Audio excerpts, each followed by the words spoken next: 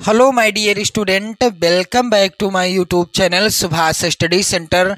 Class 10th के जितने भी मेरे प्यारे बच्चे 24 फरवरी 2025 को हिंदी विषय का पेपर देंगे।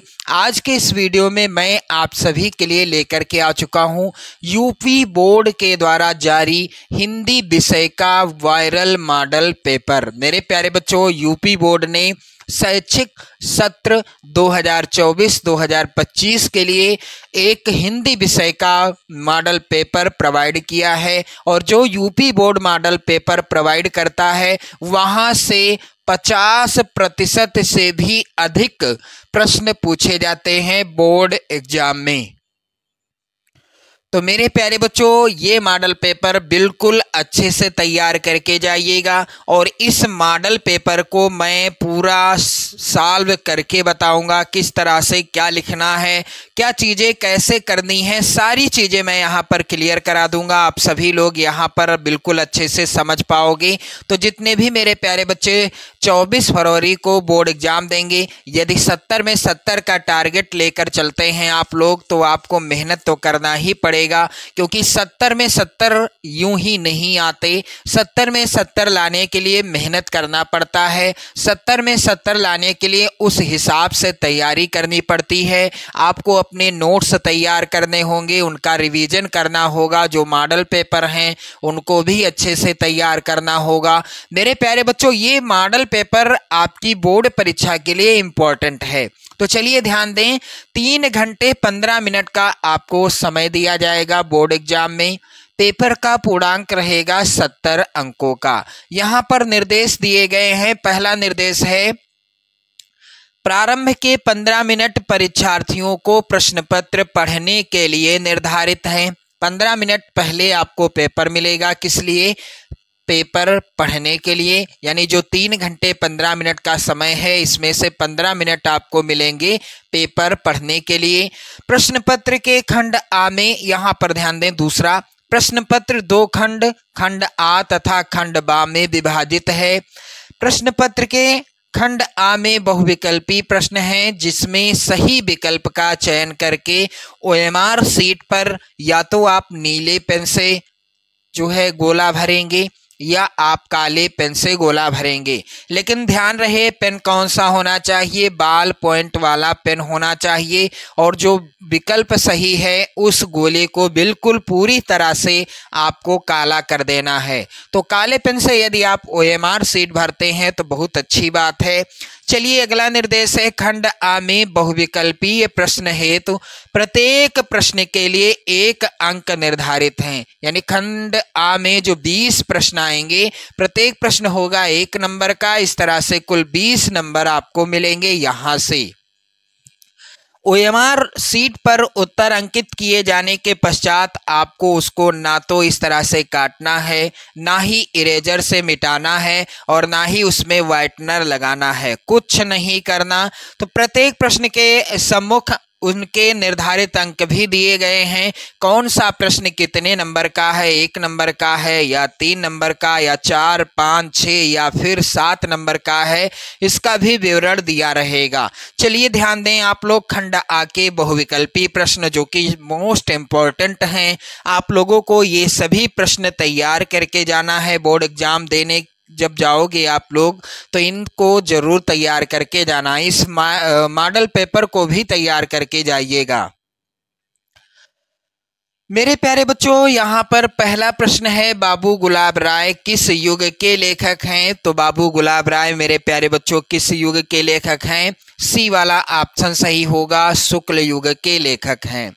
दूसरा प्रश्न है, चिंतामणि किस विधा की रचना है? तो चिंतामणि मेरे प्यारे बच्चों यहाँ पर ए वाला ऑप्शन सही होगा।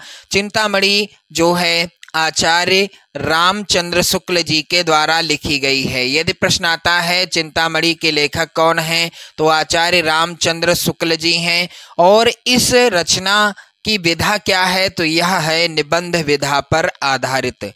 अगला प्रश्न है, गबन किसकी रचना है? तो मेरे प्यारे बच्चों, गबन के लेखक कौन हैं? गबन यहाँ पर ध्यान देना, एक और चीज मैं आपको जानकारी दे दूं, गोदान, गबन, सेवा सदन, गोदान गबन सेवा सदन, निर्मला रंग भूमि कर्म भूमि, ये सभी रचनाएं किसके द्वारा लिखी गई हैं? मुंशी प्रेमचंद जी के द्वारा लिखी गई हैं। और ये किस विधा पर आधारित हैं? यदि प्रश्न आता है तो गलत नहीं होना चाहिए आप सभी का। ये सभी रचनाएं उपन्यास विधा पर आधारित हैं। चलिए अगला प्रश्न है, शुक्ल युग की समयावधि या समय सीमा क्या है? तो मेरे प्यारे बच्चों ध्यान देना आप लोग, शुक्ल युग की समय सीमा है सन 1919 से 1938 ईस्वी तक। यहाँ पर बी वाला ऑप्शन सही होगा। चलिए मेरे प्यारे बच्चों अगला प्रश्न यहाँ पर है, नीड़ का निर्माण फिर किस विधा की रचना है? तो एक रचना आप लोग और याद कर लेना, क्या भूलूं, क्या भूलूं, क्या याद करूं, क्या याद करूं, क्या भूलूं क्या याद करूं और नीड़ का निर्माण फिर, ये दोनों रचनाएं किस विधा पर आधारित हैं? आत्मकथा विधा पर आधारित। और इन दोनों के लेखक कौन हैं? हरिवंश राय बच्चन। आप लोग ध्यान दीजिएगा, हरिवंश राय बच्चन जी के द्वारा लिखी गई दोनों ही रचनाएं हैं, क्या भूलूं क्या याद करूं और नीड़ का निर्माण फिर। चलिए मेरे प्यारे बच्चों अगला प्रश्न यहाँ पर ध्यान दें आप सभी लोग, प्रिय प्रवास किस युग की रचना है? तो दिए गए विकल्पों में से राइट आंसर क्या होगा? प्रिय प्रवास है, ए वाला ऑप्शन सही होगा, द्विवेदी युग की रचना। और यह किसके द्वारा लिखी गई है? अयोध्या सिंह उपाध्याय हरिऔध जी के द्वारा लिखी गई रचना है। चलिए ध्यान दें आप लोग अगला प्रश्न है, मधुशाला किसकी रचना है? तो मधुशाला मधुबाला, मधुबाला और मधुकलश, मधुकलश, ये तीनों रचनाएं किसके द्वारा लिखी गई हैं? हरिवंश राय बच्चन जी के द्वारा लिखी गई रचनाएं हैं, मधुशाला, मधुबाला, मधुकलश। चलिए मेरे प्यारे बच्चों अगला ध्यान दें, अगला प्रश्न है, भारत भारती किसकी रचना है? तो भारत भारती बी वाला ऑप्शन सही होगा, मैथिली शरण गुप्त जी की रचना है। इन्हें राष्ट्र कवि की उपाधि से भी सम्मानित किया गया था। राष्ट्र कवि की उपाधि से किसको सम्मानित किया गया? मैथिली शरण गुप्त जी को। अगला प्रश्न मेरे प्यारे बच्चों है, आधुनिक काल कब से कब तक है? तो आधुनिक काल है सन 1843 से अब तक। यहाँ पर ए वाला ऑप्शन सही होगा। प्रश्न संख्या 10 है, मतीराम किस युग के कवि हैं? तो मेरे प्यारे बच्चों मतीराम जो हैं ये हैं रीति काल के कवि। इनकी प्रसिद्ध रचना आप लोग याद कर लेना, प्रश्न आ सकता है, ललित ललाम। ललित ललाम किसकी रचना है? मतीराम जी की रचना है। अगला प्रश्न मेरे प्यारे बच्चों है, हास्य रस का स्थायी भाव क्या है? तो यहाँ पर थोड़ी सी जानकारी आप लोग जरूर पाएंगे। वो क्या? शोक किस रस का स्थायी भाव है? करुण रस का स्थायी भाव है। रति किस रस का स्थायी भाव है? ये है श्रृंगार रस का स्थायी भाव। निर्वेद किस रस का स्थायी भाव है? ये है मेरे प्यारे बच्चों शांत रस का स्थायी भाव। अब हास्य जो है यह किस रस का स्थायी भाव है?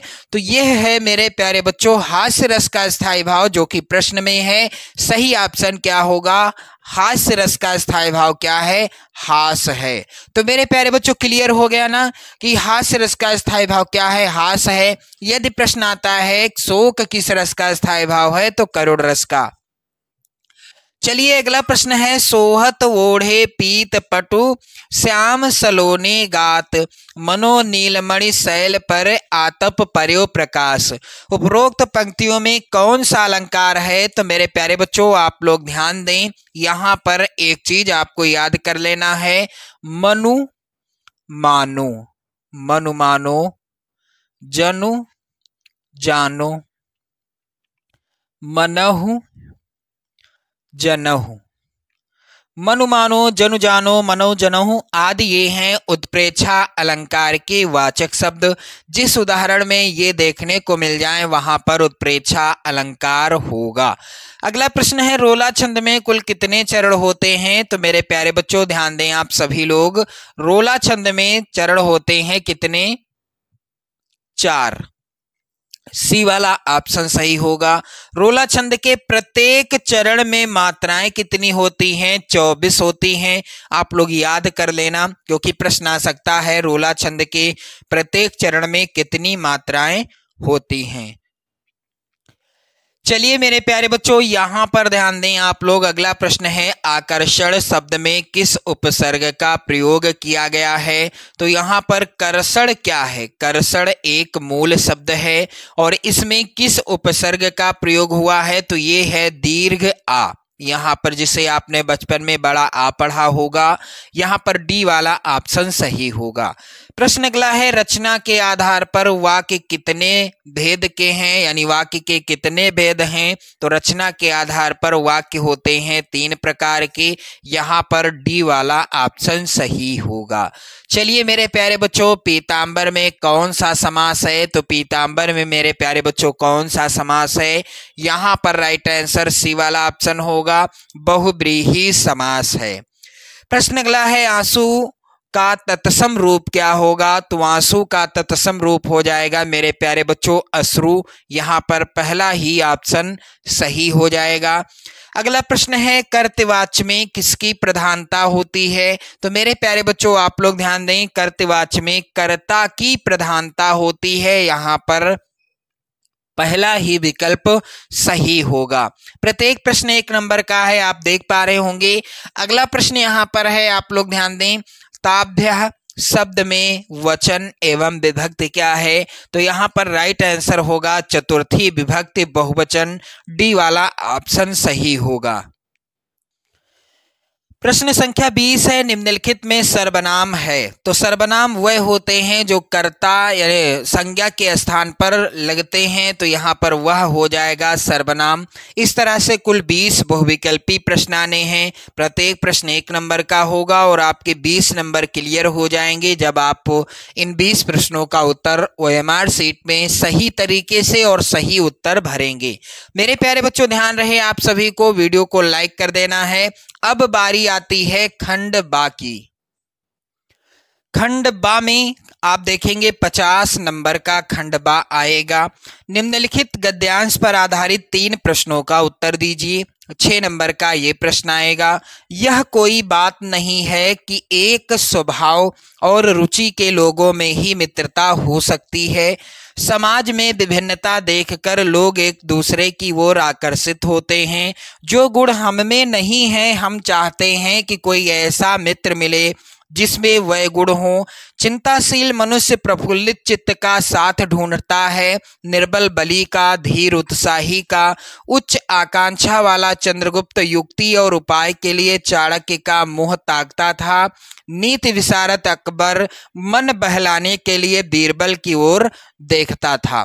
मेरे प्यारे बच्चों, पहला प्रश्न यहाँ पर है, उपर्युक्त गद्यांश का संदर्भ लिखिए। तो कैसे लिखना है आप सभी को? सबसे पहले आप हेडिंग डालेंगे प्रश्नोत्तर संख्या 1। इसके बाद जो भी गद्यांश आप हल कर रहे हैं उस गद्यांश के शुरुआत के शब्द आपको लिखना है और लास्ट के शब्द लिखना है। जैसे कि यहाँ पर यह कोई बात नहीं, तो यहाँ पर शुरुआत के शब्द हो गए यह कोई बात नहीं, डैश डैश डैश का निशान लगा दें। लास्ट के शब्द क्या हैं? बीरबल की ओर देखता था, तो बीरबल की ओर देखता था, इस तरह से लिख दिया गया। अब संदर्भ क्या होगा मेरे प्यारे बच्चों, ध्यान देना आप लोग। प्रस्तुत गद्यावतरण हमारी पाठ्य पुस्तक, ध्यान देना, जो काले से प्रिंट है। यहाँ पर इसमें जहाँ से मैंने हल कराया है इस मॉडल पेपर को, इसमें जो काले से प्रिंट है आप काले पेन से लिखेंगे बोर्ड एग्जाम में जब भी लिखेंगे, और जो नीले से है इसे आप नीले पेन से लिखेंगे। बार बार मैं आपको नहीं बताऊंगा, एक बार में ही कंफर्म कर लें। जो काले से है इसे काले से लिखना है, जो नीले से है इसे नीले से लिखना है। तो प्रस्तुत गद्यावतरण हमारी पाठ्य पुस्तक हिंदी के गद्य खंड में संकलित आचार्य रामचंद्र शुक्ल द्वारा लिखित मित्रता नामक निबंध से उद्धृत है। इसी तरह का संदर्भ लिखा जाएगा यदि इस पाठ का कोई भी गद्यांश आता है, यानी मित्रता पाठ का कोई भी गद्यांश आता है, संदर्भ सेम इसी तरह से लिखा जाएगा। चलिए दूसरा प्रश्न है, गद्यांश के रेखांकित अंश की व्याख्या कीजिए। तो मेरे प्यारे बच्चों, गद्यांश का रेखांकित अंश क्या है? यहाँ पर यह कोई बात नहीं है कि एक स्वभाव और रुचि के लोगों में ही मित्रता हो सकती है। समाज में विभिन्नता देखकर लोग एक दूसरे की ओर आकर्षित होते हैं। तो चलिए इसकी जो है व्याख्या क्या हो जाएगी, हेडिंग आपको डाल देना है रेखांकित अंश की व्याख्या। आचार्य रामचंद्र शुक्ल जी कहते हैं कि मित्रता के लिए स्वभाव और समान रुचि वालों में ही परस्पर मित्रता हो सकती है, यह धारणा उचित नहीं है। यानी जिनका स्वभाव एक जैसा हो और जिनकी रुचि यानी जिनकी पसंद भी एक जैसी हो, ऐसा नहीं हो सकता कि उन्हीं में मित्रता हो। ऐसे यहाँ पर कई उदाहरण हैं, जैसे कि विपरीत स्वभाव, जिनका स्वभाव बदला है, विपरीत रुचि यानी विभिन्न प्रकार की पसंद वाले लोगों में भी समरूपता आवश्यक नहीं होती। लोग विभिन्नता देखकर भी परस्पर आकर्षित होते हैं।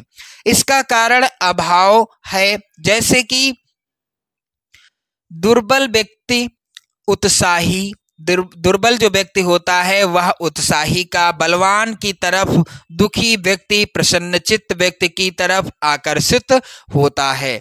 चलिए आगे बढ़ते हैं। अगला प्रश्न है, लेखक के अनुसार समाज में विभिन्नता देखकर लोग एक दूसरे की ओर क्यों आकर्षित होते हैं? तो मेरे प्यारे बच्चों ध्यान देना, व्यक्ति एक दूसरे की ओर विभिन्नता देखकर आकर्षित होते हैं, ये हो गया इसका उत्तर। चलिए आगे बढ़ते हैं। अगला प्रश्न यहाँ पर आप देखेंगे अथवा में गद्यांश है। वैसे तो आपको किसी एक गद्यांश के नीचे दिए गए 3 प्रश्नों को करना होगा, आपको मिलेंगे कुल 6 नंबर। लेकिन मेरे प्यारे बच्चों ध्यान दें, अथवा वाला भी इंपॉर्टेंट है 24 फरवरी 2025 के लिए, इसलिए इसको भी मैं सॉल्व करके बताऊंगा। चलिए गद्यांश क्या है? हे भगवान, तब के लिए विपद के लिए इतना आयोजन, परम पिता की इच्छा के विरुद्ध इतना साहस, पिताजी क्या भीख ना मिलेगी?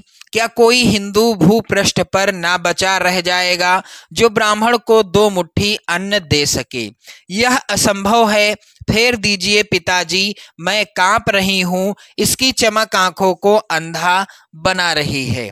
मेरे प्यारे बच्चों, पहला प्रश्न है उपर्युक्त गद्यांश का संदर्भ लिखिए। तो यदि आप अथवा हल कर रहे हैं गद्यांश तो इस तरह से हेडिंग डाल देना, प्रश्नोत्तर संख्या 1 अथवा। फिर गद्यांश के शुरुआत के शब्द क्या हैं? हे भगवान, तब के लिए, और लास्ट के शब्द क्या हैं? अंधा बना रही है। तो यहाँ पर इस तरह से शुरुआत के शब्द लिख दिए गए, हे भगवान तब के लिए, और डैश डैश, इसे आप स्केल से भी लगा सकते हैं, और लास्ट के शब्द क्या है? अंधा बना रही है। अब संदर्भ क्या हो जाएगा? प्रस्तुत गद्यांश हमारी पाठ्य पुस्तक हिंदी के गद्य खंड में संकलित एवं जयशंकर प्रसाद जी के द्वारा लिखित ममता नामक कहानी से लिया गया है। मेरे प्यारे बच्चों, इस पाठ का कोई भी गद्यांश आपकी पाठ्य पुस्तक बोर्ड परीक्षा में आता है आपकी पाठ्य पुस्तक से, तो आप संदर्भ सेम इसी तरह से लिखेंगे। अब रेखांकित अंश की व्याख्या से रिलेटेड दूसरा प्रश्न है यहाँ पर, गद्यांश की रेखांकित अंश की भाव स्पष्ट कीजिए या इसकी व्याख्या कीजिए। तो रेखांकित अंश है क्या इस गद्यांश का? परम पिता की इच्छा के विरुद्ध इतना साहस, पिताजी क्या भीख ना मिलेगी, क्या कोई हिंदू भूपृष्ठ पर ना बचा रह जाएगा। चलिए इसका जो है भाव या इसकी व्याख्या आप लोग समझते चलें। रेखांकित अंश की व्याख्या यहाँ पर ध्यान देना आप सभी लोग। ममता कहती है कि इस विपत्ति को देने वाला परम शक्तिशाली परम पिता परमात्मा ही तो है, जो सारे संसार का संचालन करता है। जब उसने विपत्ति दी है तो उसे किसी भी स्थिति में टाला नहीं जा सकता। यदि हम उसके विरुद्ध कुछ करते हैं तो यह हमारा उसके प्रति दुस्साहस ही तो है। वह अपने पिता से कहती है कि पिताजी, आपने यह अच्छा कार्य नहीं किया। यदि भविष्य में विपत्ति आती तो भी हम भीख मांगकर अपना पेट क्या कर लेते? पाल सकते थे। इस घूस लेने से तो वह भीख मांगना कहीं श्रेष्ठ होता। ममता अपने पिता से कहती है कि क्या कोई इस भूमि पर हिंदू नहीं बचेगा जो हमें 2 मुट्ठी अन्न भीख में दे सके। मेरे प्यारे बच्चों, अगला प्रश्न यहाँ पर है, ममता द्वारा किस कार्य को ईश्वर की इच्छा के विरुद्ध बताया गया है? उत्तर क्या होगा इसका? अपने पिता के द्वारा शेर शाह से उत्कोच यानी घूस के रूप में लिए गए सुवर्ण के सिक्के ममता को परम पिता की इच्छा के विरुद्ध लगा। ये हो गया इसका उत्तर। चलिए आगे बढ़ते हैं। अगला प्रश्न यहाँ पर ध्यान देना आप लोग। प्रश्न संख्या 2 है, दिए गए पद्यांश पर आधारित 3 प्रश्नों का उत्तर देना है और 6 नंबर का ये भी प्रश्न आएगा। तो चरण कमल बंदो हरि राई 24 फरवरी 2025 को आप नोट कर लेना। 24 फरवरी 2025 को बिल्कुल 100% तय है, ये पद्यांश आपकी बोर्ड परीक्षा में जरूर आएगा। चरण कमल बंदो हरि राई, जाकी कृपा पंगु गिर लांघें, अंधे को सब कुछ दरसाई, बहिरो सुने गूंग पुनि बोले, रंक चलें सिर छत्र धराई, सूरदास स्वामी करुणामय, बार बार बंदो तहि पाई। पहला प्रश्न है, उपर्युक्त पद्यांश का संदर्भ लिखिए। तो कैसे लिखना है आप सभी को मेरे प्यारे बच्चों, ध्यान दें आप लोग। प्रश्नोत्तर संख्या 2 इस तरह से हेडिंग डाल दीजिएगा। पद्यांश जो भी आप हल कर रहे हैं उसके शुरुआत के शब्द, जैसे कि यहाँ पर हैं चरण कमल, लास्ट के शब्द क्या हैं? बार बार बंदो तहि पाई। तो मेरे प्यारे बच्चों यहाँ पर आप लोग ध्यान दें, चरण कमल हैं शुरुआत के शब्द, लास्ट के शब्द हैं बंदो तहि पाई। संदर्भ आप लोग ध्यान दीजिएगा। प्रस्तुत पद्यांश सूरदास द्वारा रचित सूर सागर नामक ग्रंथ से हमारी पाठ्य पुस्तक हिंदी के काव्यखंड में संकलित पद शीर्षक से अवतरित है। मेरे प्यारे बच्चों, बिल्कुल आसान सा संदर्भ है और सूरदास जी के द्वारा रचित कोई भी पद आता है आपकी बोर्ड परीक्षा में तो संदर्भ सेम यही रहेगा, संदर्भ में कोई भी बदलाव नहीं करना है। अब प्रसंग भी आपको लिखना पड़ेगा। इस पद में भक्त कवि सूरदास जी श्री कृष्ण की महिमा का वर्णन करते हुए उनके चरणों की वंदना करते हैं। क्या कहते हैं आप लोग ध्यान दीजिएगा। चरण कमल बंदो हरि राई, जाकी कृपा पंगु गिर लांघे, अंधे को सब कुछ दरसाई। हालांकि दूसरा प्रश्न है रेखांकित अंश की व्याख्या कीजिए, लेकिन मैं आपको पूरे पद्यांश की व्याख्या बताऊंगा ताकि पूरा पद्यांश आपको क्लियर समझ में आ जाए। तो मेरे प्यारे बच्चों यहाँ पर ध्यान देना, भक्त शिरोमणि सूरदास जी श्री कृष्ण के कमल रूपी चरणों की वंदना करते हुए कहते हैं कि इन, यहाँ पर इन होगा, चरणों का प्रभाव बहुत व्यापक है। क्या है? बहुत व्यापक है। आप लोग ध्यान दें। जाकी कृपा पंगु गिर लांघे, अंधे को सब कुछ दरसाई। जाकी कृपा अर्थात इनकी कृपा हो जाने पर, इनकी कृपा हो जाने पर पंगु अर्थात लंगड़ा व्यक्ति भी पर्वतों को लांघ लेता है, अर्थात पर्वतों पर चढ़ जाता है, और अंधे को सब कुछ दिखाई देने लगता है। किसकी कृपा हो जाने पर? भगवान श्री कृष्ण के चरणों की कृपा हो जाने पर। बहिरो सुने गूंग पुनि बोले, रंक चलें सिर छत्र धराई, सूरदास स्वामी करुणामय, बार बार बंदो तहि पाई। मेरे प्यारे बच्चों यहाँ पर ध्यान दें आप लोग। सूरदास जी कहते हैं कि इन चरणों के अनोखे प्रभाव के कारण बहरा व्यक्ति सुनने लगता है और गूंगा पुनः बोलने लगता है। किसी दरिद्र व्यक्ति पर श्री कृष्ण के चरणों की कृपा हो जाने पर वह राजा बनकर अपने सिर पर राज छत्र धारण कर लेता है। सूरदास जी कहते हैं कि ऐसे दयालु प्रभु श्री कृष्ण के चरणों की मैं बार बार वंदना करता हूं। चलिए अगला प्रश्न है पद्यांश का, यहाँ पर ध्यान दें आप लोग। उपर्युक्त पंक्तियों में कौन सा अलंकार है? तो यहाँ पर इसका उत्तर क्या हो जाएगा? उपर्युक्त पंक्तियों में अनुप्रास अलंकार है, यहाँ पर ये हो जाएगा इसका उत्तर।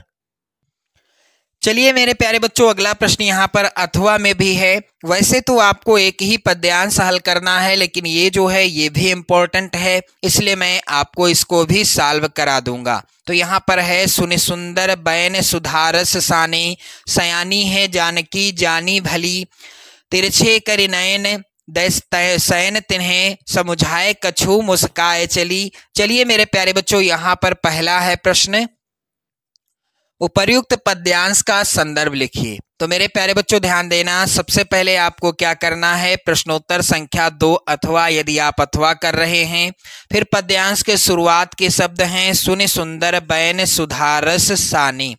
मेरे प्यारे बच्चों यहाँ पर ध्यान दें, लास्ट के शब्द हैं मंजुल कंज कली। इस तरह से आपको हेडिंग डाल देना है यदि आप अथवा हल कर रहे हैं। फिर संदर्भ कैसे लिखा जाएगा, प्रस्तुत पद्यांश गोस्वामी तुलसीदास द्वारा रचित कवितावली से हमारी पाठ्य पुस्तक हिंदी के काव्य खंड में संकलित वन पथ पर शीर्षक कविता से अवतरित है। तो मेरे प्यारे बच्चों ध्यान देना, आप सभी लोग संदर्भ सेम इसी तरह से लिखिएगा। प्रसंग क्या होगा, इन पंक्तियों में ग्राम वधुओं के प्रश्न का उत्तर देती हुई सीता जी अपने हाव भावों से ही राम के विषय में सब कुछ बता देती हैं। तो ये हो गया प्रसंग। अब इसकी व्याख्या आप लोग समझते चलें। यहाँ पर पूरे पद्यांश की व्याख्या आपको मैं समझाऊंगा। ग्राम वधुओं ने राम के विषय में सीता जी से पूछा, ये सांवले और सुंदर रूप वाले तुम्हारे क्या लगते हैं। ग्राम वधुओं के अमृत जैसे मधुर वचनों को सुनकर चतुर सीता जी उनके मनोभावों को समझ गई। सीता जी ने उनके प्रश्न का उत्तर अपनी मुस्कुराहट तथा संकेत भरी दृष्टि से दे दिया। उन्हें मुख से कुछ बोलने की आवश्यकता ही नहीं पड़ी। उन्होंने स्त्रियोचित लज्जा के कारण केवल संकेत से ही राम के विषय में यह समझा दिया कि ये मेरे पति हैं। तुलसीदास जी कहते हैं कि सीता जी के संकेत को समझकर सभी सखियां राम के सौंदर्य को एक टक देखती हुई अपने नेत्रों का लाभ प्राप्त करने लगी।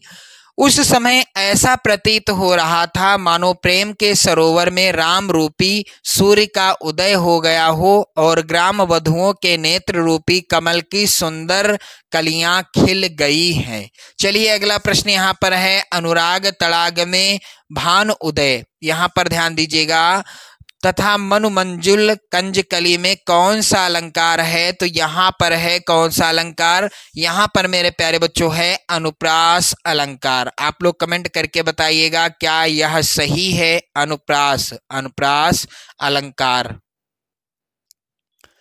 अगला प्रश्न मेरे प्यारे बच्चों यहाँ पर ध्यान दें आप लोग, प्रश्न अगला है यहाँ पर प्रश्न संख्या 3, दिए गए संस्कृत गद्यांश में से किसी एक का संदर्भ सहित हिंदी में अनुवाद कीजिए। 5 नंबर का ये प्रश्न आएगा। यहाँ पर संस्कृत का जो गद्यांश है मोस्ट इम्पोर्टेंट है आपकी बोर्ड परीक्षा के लिए। ऐसा नगरी भारतीय संस्कृति संस्कृत भाषायाश्च केंद्र स्थलम अस्ति। मेरे प्यारे बच्चों ध्यान देना, सबसे पहले प्रश्नोत्तर संख्या 3 आपको हेडिंग डाल देना है। जो भी गद्यांश आप हल कर रहे हैं उस गद्यांश के शुरुआत के शब्द ऐसा नगरी भारतीय संस्कृति, लास्ट के शब्द भाषायाम कारिता। मेरे प्यारे बच्चों इसके बाद संदर्भ, प्रस्तुत गद्यांश हमारी पाठ्य पुस्तक हिंदी के संस्कृत खंड के वाराणसी पाठ से उद्धृत है। मेरे प्यारे बच्चों ध्यान रहे आप सभी को, ये जो है इम्पोर्टेंट गद्यांश है, आप सभी को याद कर लेना है, इसको तैयार कर लेना है। तो चलिए संदर्भ आप बिल्कुल इसी तरह से लिखेंगे जब इस पाठ का कोई भी गद्यांश आएगा। तो ऐसा नगरी भारतीय संस्कृति संस्कृत भाषायाश्च केंद्र स्थलम अस्ति, यानी यह नगरी भारतीय संस्कृति और संस्कृत भाषा की केंद्र स्थली है। यहीं से संस्कृत साहित्य और संस्कृति का प्रकाश सभी जगह फैला है। मुगल युवराज दारा सिकोह ने यहाँ आकर भारतीय दर्शन शास्त्रों का अध्ययन किया था। वह उनके ज्ञान से इतना प्रभावित हुआ था कि उसने उपनिषदों का अनुवाद फारसी भाषा में कराया। मेरे प्यारे बच्चों ये हो गया इसका हिंदी अनुवाद। चलिए अथवा में भी मोस्ट इम्पोर्टेंट गद्यांश है, ये भी आप सभी जो है क्या करेंगे, आप सभी लोग जो है इसको क्या करेंगे, या तो आप इसको सॉल्व करें या अथवा को, लेकिन यहाँ पर मैं आपको दोनों सॉल्व करा दूंगा क्योंकि ये इम्पोर्टेंट है। तो चलिए सबसे पहले प्रश्नोत्तर संख्या 3 अथवा, यहाँ पर हेडिंग पड़ी हुई है फिर पद्यांश नहीं है, ये गद्यांश है, तो गद्यांश के शुरुआत के शब्द क्या हैं और लास्ट के शब्द क्या हैं आपको लिख देना है। फिर संदर्भ लिखा जाएगा। संदर्भ इस पाठ का कोई भी गद्यांश आता है आपकी बोर्ड परीक्षा में और आप उसको हल कर रहे हैं तो संदर्भ सेम यही रहेगा। प्रस्तुत गद्यांश हमारी पाठ्य पुस्तक हिंदी के संस्कृत खंड में संकलित भारतीय संस्कृति नामक पाठ से उद्धृत है। अब मेरे प्यारे बच्चों अगला यहाँ पर ध्यान दें, इसका जो है क्या करना है, हिंदी अनुवाद करना है। तो हिंदी अनुवाद क्या हो जाएगा, मानव जीवन को संवारना ही संस्कृति है। हमारे पूर्वजों ने मानव जीवन को शुद्ध करने के लिए महान प्रयत्न किए। उन्होंने हमारे जीवन के संस्कारों के लिए जिन आचारों और विचारों को दिखाया वह सब हमारी संस्कृति है। तो मेरे प्यारे बच्चों वीडियो को लाइक कर दें, शेयर कर दें और साथ ही मेरे प्यारे बच्चों आप सभी लोग ध्यान दीजिएगा। अगला प्रश्न यहाँ पर है प्रश्न संख्या 4। दिए गए संस्कृत पद्यांश में से किसी एक का संदर्भ सहित हिंदी में अनुवाद करना है आपको। पहला यहाँ पर संस्कृत का पद्यांश मोस्ट इंपॉर्टेंट है। पहला क्या है, मानम हित्वा प्रियो भवति, क्रोधम हित्वा न सोचति, कामम हित्वार्थवान भवति, लोभम हित्वा सुखी भवेत। प्रश्नोत्तर संख्या 4 इस तरह से हेडिंग डाल देना। पद्यांश के शुरुआत के शब्द क्या हैं, मानम हित्वा प्रियो भवति, लास्ट के शब्द क्या हैं, सुखी भवेत। इस तरह से लिख देना है आपको। इसके बाद आप संदर्भ हेडिंग डालेंगे। तो यहाँ पर संदर्भ क्या होगा, प्रस्तुत श्लोक हमारी पाठ्य पुस्तक हिंदी के संस्कृत खंड में संकलित पाठ का नाम क्या है, जीवन सूत्राणि नामक पाठ से अवतरित है। इस पाठ का कोई भी श्लोक आता है आपकी बोर्ड परीक्षा में, आप सॉल्व कर रहे हैं उसको, तो संदर्भ सेम ऐसे लिख देना, कोई दिक्कत नहीं होगी। चलिए मेरे प्यारे बच्चों यहाँ पर ध्यान दें, इसका हिंदी अनुवाद, मानम हित्वा प्रियो भवति, क्रोधम हित्वा ना सोचति। मनुष्य अहंकार को छोड़कर प्रिय हो जाता है, मनुष्य क्रोध को छोड़कर शोक नहीं करता, और कामम हित्वार्थवान भवति, लोभम हित्वा सुखी भवेत। और क्या होता है, मनुष्य इच्छा यानी कामना को छोड़कर धनवान हो जाता है, मनुष्य लोभ को छोड़कर सुखी हो जाता है। मेरे प्यारे बच्चों यहाँ पर अथवा में जो पद्यांश यानी श्लोक है ये भी सबसे ज्यादा इंपॉर्टेंट है, लगातार आने वाला श्लोक है बोर्ड परीक्षा में। कह रहा है कि सर्वे भवन्तु सुखिनः, सर्वे सन्तु निरामयाः, सर्वे भद्राणि पश्यन्तु मा कश्चित् दुख भाग भवेत। मेरे प्यारे बच्चों प्रश्नोत्तर संख्या 4 अथवा आप लोग ध्यान दीजिएगा। सबसे पहले आपको शुरुआत के शब्द लिख देने हैं, सर्वे भवन्तु सुखिनः, लास्ट के शब्द हैं दुख भाग भवेत। इसके बाद संदर्भ आपको लिखना है। संदर्भ क्या होगा, प्रस्तुत श्लोक हमारी पाठ्य पुस्तक हिंदी के संस्कृत खंड में संकलित भारतीय संस्कृति पाठ से अवतरित हैं।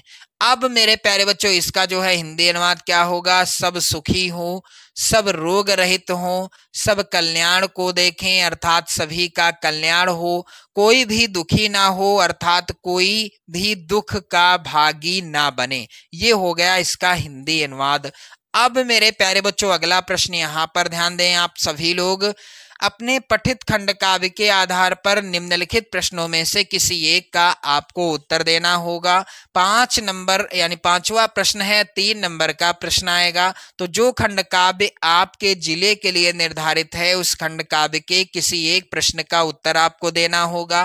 प्रत्येक खंड काव्य से 2 प्रश्न हैं। तो आप लोग कमेंट करके जरूर बताइएगा कि आप दिए गए विकल्पों में से या दिए गए जिलों में से किस जिले से हैं, यानी आपको कमेंट करके बताना है। चलिए मेरे प्यारे बच्चों इसके बाद आप देखेंगे अगला प्रश्न 6 का, दिए गए लेखकों में से किसी एक का जीवन परिचय लिखते हुए उनकी एक प्रमुख रचना का उल्लेख कीजिए। 5 नंबर का ये प्रश्न आएगा। अब यहाँ पर जो जीवन परिचय हैं इन सभी को रट कर जाना, आपकी बोर्ड परीक्षा में 100% यही आएंगे। तो डॉक्टर राजेंद्र प्रसाद, जयशंकर प्रसाद या आचार्य रामचंद्र शुक्ल। मैं आपको बताऊंगा यहाँ पर आचार्य रामचंद्र शुक्ल जी का बिल्कुल आसान जीवन परिचय। सबसे पहले आपको क्या करना है, प्रश्नोत्तर संख्या डाल देना है, फिर जिस लेखक का जीवन परिचय आप लिख रहे हैं उनका नाम, कौन से नंबर पर है? तीसरे नंबर पर है, तो तीसरा नाम। इसके बाद आपको संक्षिप्त परिचय भी लिख देना है। अब मेरे प्यारे बच्चों, संक्षिप्त परिचय आप कॉपी के इसी साइड में लिखिएगा। जैसे कि जन्म कब हुआ? सन 1884 ईस्वी में। जन्म स्थान क्या था? आचार्य रामचंद्र शुक्ल जी का जन्म अगोना गांव में हुआ था, बस्ती जिला उत्तर प्रदेश में। इनके पिता का नाम क्या था? पंडित चंद्रबली शुक्ल था। इन्होंने शिक्षा FA इंटरमीडिएट तक प्राप्त की। इनकी रचनाएं कौन कौन सी हैं? चिंतामणि, द्विचारवीथी, रसमीमांसा, त्रिवेणी, हिंदी साहित्य का इतिहास, तुलसी ग्रंथावली, जायसी ग्रंथावली और हिंदी शब्द आदि। हिंदी शब्द सागर होगा। मृत्यु कब हो गई इनकी? 2 फरवरी 1991 में। ये हो गया संक्षिप्त परिचय। अब इनका जीवन परिचय बिल्कुल संक्षिप्त रूप से आप लोग यहां पर ध्यान दें। पंडित रामचंद्र शुक्ल का जन्म, जो काले से है आप काले से लिखेंगे, ध्यान देना, मैंने आपको शुरुआत में ही बता दिया था, जो काले से है वो काले से रहेगा, जो नीले से है वो नीले से रहेगा। तो पंडित रामचंद्र शुक्ल का जन्म बस्ती जिले के अगोना नामक गांव में 1884 ईस्वी में हुआ था। इनके पिता का नाम पंडित चंद्रबली शुक्ल था। आचार्य रामचंद्र शुक्ल ने हाई स्कूल की परीक्षा मिशन स्कूल मिर्जापुर से उत्तीर्ण की तथा इंटरमीडिएट की परीक्षा अंतिम वर्ष में ही छूट गई थी। शुक्ल जी ने मिर्जापुर के न्यायालय में नौकरी कर ली, किंतु किसी कारण से उसको भी छोड़ दिया। बाद में मिर्जापुर के मिशन स्कूल में चित्रकला के अध्यापक हो गए। स्वाध्याय से इन्होंने हिंदी, अंग्रेजी, संस्कृत, बंगला आदि भाषाओं का अच्छा ज्ञान प्राप्त कर लिया। इन्होंने पत्र पत्रिकाओं में लिखना आरंभ कर दिया। बाद में इनकी नियुक्ति काशी हिंदू विश्वविद्यालय में हिंदी के प्राध्यापक पद पर हो गई। बाबू श्याम सुंदर दास के पश्चात आचार्य रामचंद्र शुक्ल जी हिंदी विभाग के अध्यक्ष बने। इसी पद पर कार्य करते हुए सन 1941 ईस्वी में इनका परलोक वास हो गया। अब इनकी रचना का नाम क्या है? चिंतामणि इनकी प्रसिद्ध रचना है। आप लोग देखेंगे इसके बाद यहाँ पर 5 नंबर आपके क्लियर हो गए। बस ध्यान देना, जो काले से है काले से लिखें, जो नीले से है वो नीले से लिखें। चलिए आगे बढ़ते हैं। अगला प्रश्न मेरे प्यारे बच्चों है, दिए गए कवियों में से किसी एक कवि का जीवन परिचय देते हुए उनकी एक रचना का नाम लिखना है। 5 नंबर का ये प्रश्न आएगा। गोस्वामी तुलसीदास, सुमित्रानंदन पंत, महाकवि सूरदास, इनमें से किसी एक कवि का जीवन परिचय आपको लिखना है। मोस्ट इंपॉर्टेंट हैं ये सभी कवि। चलिए मेरे प्यारे बच्चों ध्यान देना, मैं आपको बताऊंगा यहाँ पर गोस्वामी तुलसीदास जी का जीवन परिचय। 24 फरवरी 2025 को बिल्कुल आप लिख के रख लो, यही जीवन परिचय आएगा। 100% की गारंटी मेरी है। मेरे प्यारे बच्चों आप लोग ध्यान दें, प्रश्नोत्तर संख्या 6 खा यहां पर है, प्रश्नोत्तर संख्या 6 खा। इसके बाद आप ध्यान दें, गोस्वामी तुलसीदास। संक्षिप्त परिचय आप कॉपी के इस साइड में लिखिएगा। जैसे कि जन्म कब हुआ? जन्म हुआ सन 1532 में। पिता का नाम इनके क्या था? आत्माराम दुबे। इनकी माता का नाम हुलसी था। पत्नी का नाम रत्नावली। इनकी रचनाएं, प्रमुख रचनाएं रामलला नहछू, रामचरितमानस, विनय पत्रिका, दोहावली, कवितावली आदि। मृत्यु कब हो गई? सन 1623 ईस्वी में। अब इनका जीवन परिचय बिल्कुल आसान शब्दों में ध्यान देना आप सभी लोग। तुलसीदास का जन्म सन 1532 ईस्वी में बांदा जिले के राजापुर नामक गांव में हुआ था। कुछ विद्वानों का मानना है इनका जन्म एटा जिले के सोरो नामक स्थान, कुछ विद्वानों ने माना है ऐसा। इनके पिता का नाम आत्माराम दुबे और माता का नाम क्या था? हुलसी था।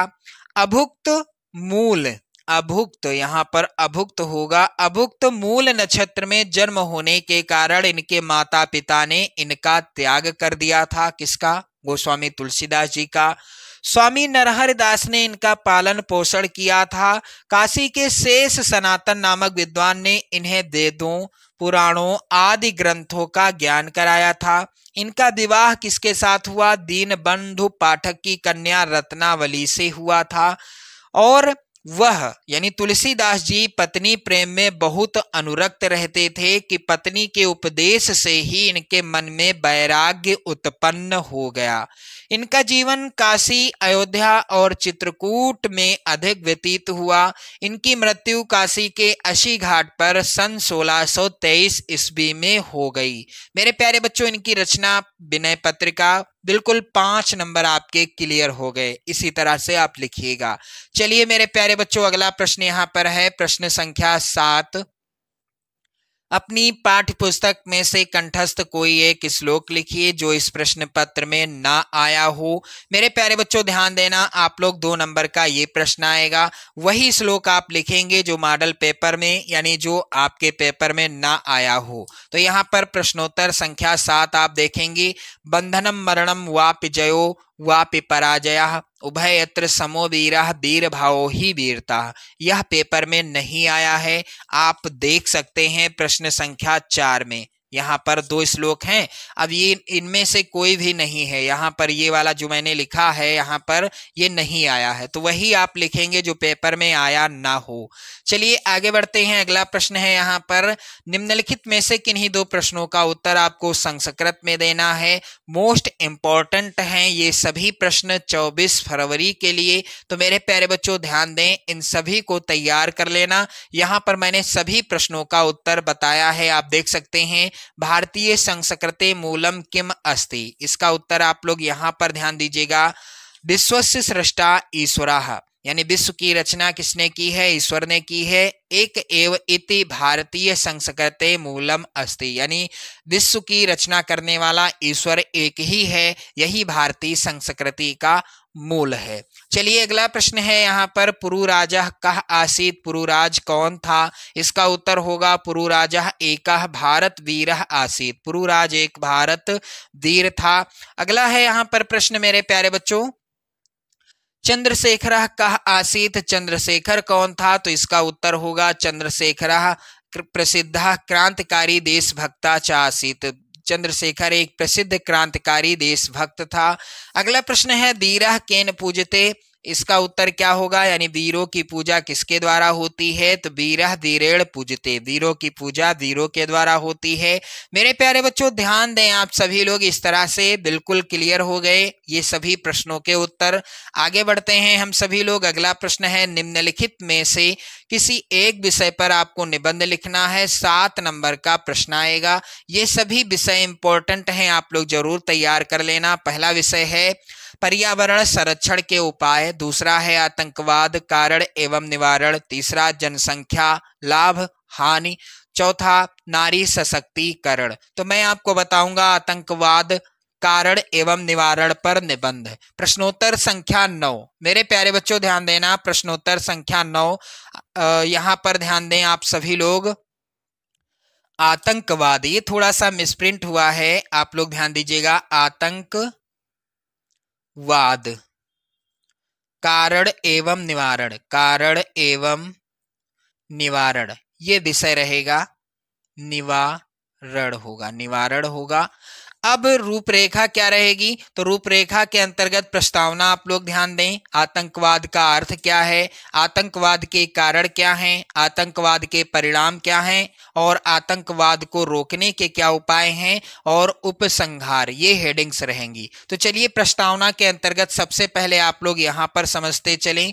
परिवर्तन मानव स्वभाव के चिर परिचित प्रक्रिया है। इसी परिवर्तन के फलस्वरूप आज हमारे देश में चारों तरफ आतंकवाद व अलगाववाद की आंधी आई हुई है।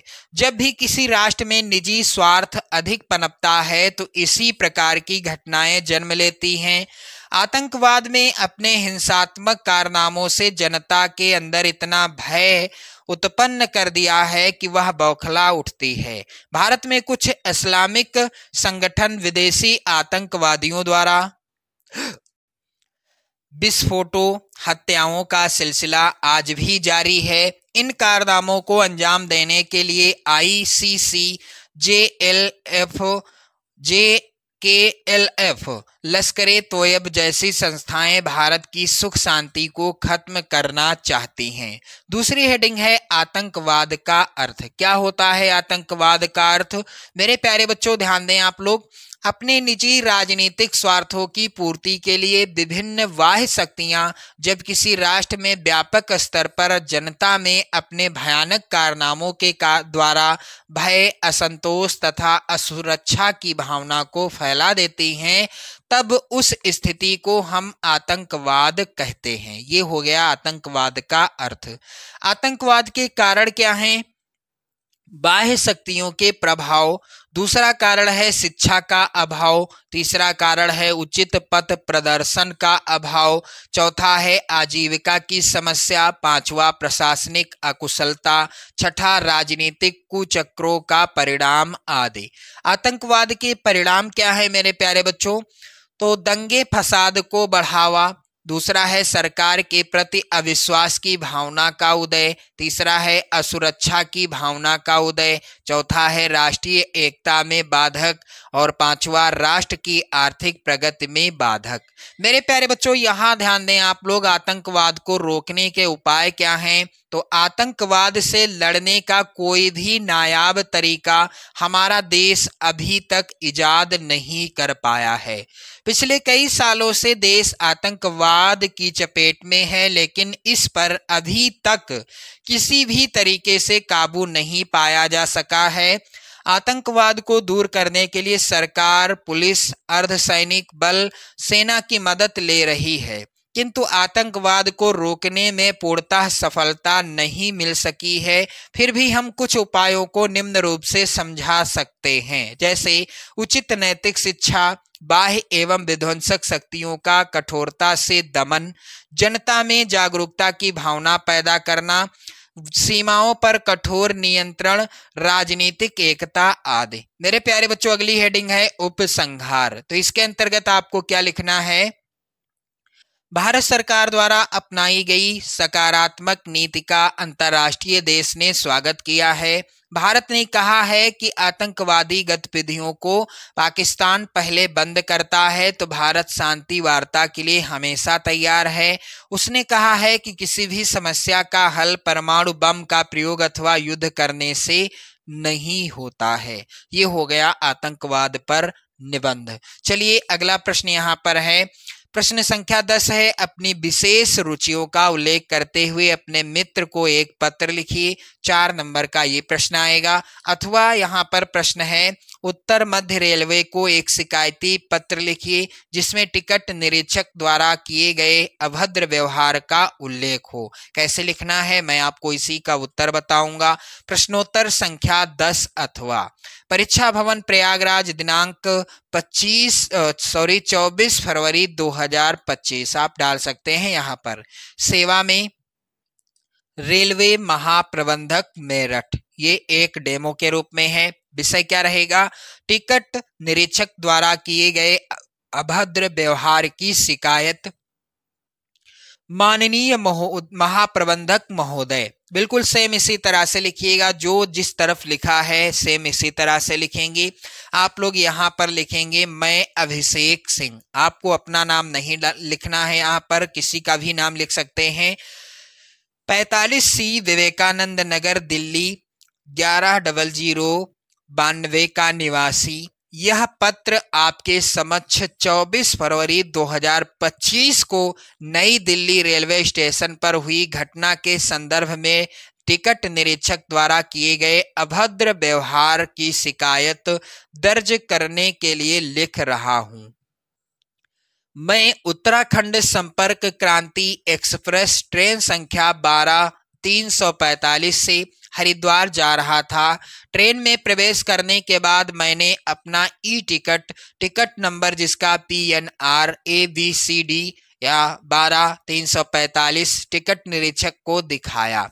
उन्होंने टिकट को स्क्रीन पर कुछ देर देखा और फिर मुझ पर यह कहते हुए चिल्लाने लगे कि मेरा टिकट संदिग्ध लग रहा है। मैंने उन्हें शांत रहने का आग्रह करते हुए बताया कि टिकट मैंने अधिकृत वेबसाइट से खरीदा था, लेकिन उन्होंने मेरी बात न सुनते हुए मुझे अपमानजनक शब्द कहने लगे। इस पूरे वातावरण से मैं काफी शर्मिंदा और अपमानित महसूस कर रहा था। मैंने उनसे अपना पहचान पत्र दिखाने और नाम बताने का अनुरोध किया ताकि मैं उनकी शिकायत दर्ज करा सकूं, लेकिन उन्होंने इनकार कर दिया। मैंने उनसे अधिकारियों को बुलाने का भी अनुरोध किया ताकि मामले को सुलझाया जा सके, परंतु उन्होंने ऐसा करने से भी इनकार कर दिया। आखिरकार मुझे मजबूरन ट्रेन से उतरना पड़ा और अपनी यात्रा रद्द करनी पड़ी। मैं आपसे विनम्रता पूर्वक अनुरोध करता हूं कि इस मामले की जांच की जाए और टिकट निरीक्षक के खिलाफ उचित कार्यवाही की जाए। आपके संदर्भ के लिए मेरा संपर्क नंबर इतना 9876543210 है। मैं इस घटना के समर्थन में साथी यात्री श्रीमान राकेश शर्मा, जिनका फोन नंबर 8765432190 का नाम और संपर्क विवरण भी प्रदान कर सकता हूं। धन्यवाद। अभिषेक सिंह। इस तरह से आप लिख सकते हैं। तो मेरे प्यारे बच्चों, आपने देखा आज के इस मॉडल पेपर के पूरे पेपर को मैंने सॉल्व करा दिया है। कैसे क्या लिखना है, कैसे जीवन परिचय लिखना है, कैसे गद्यांश पद्यांश हल करने हैं, सारी चीजें एकदम क्लियर हो गई हैं। तो आप लोग इसी तरह से यदि धुआंधार तैयारी करना चाहते हो बोर्ड परीक्षा 2025 की 24 फरवरी को हिंदी में 70 में 70 लाना चाहते हो, तो आप वीडियो के साथ बने रहें, चैनल के साथ बने रहें, वीडियो को शेयर कर दें, लाइक कर दें। जय हिंद।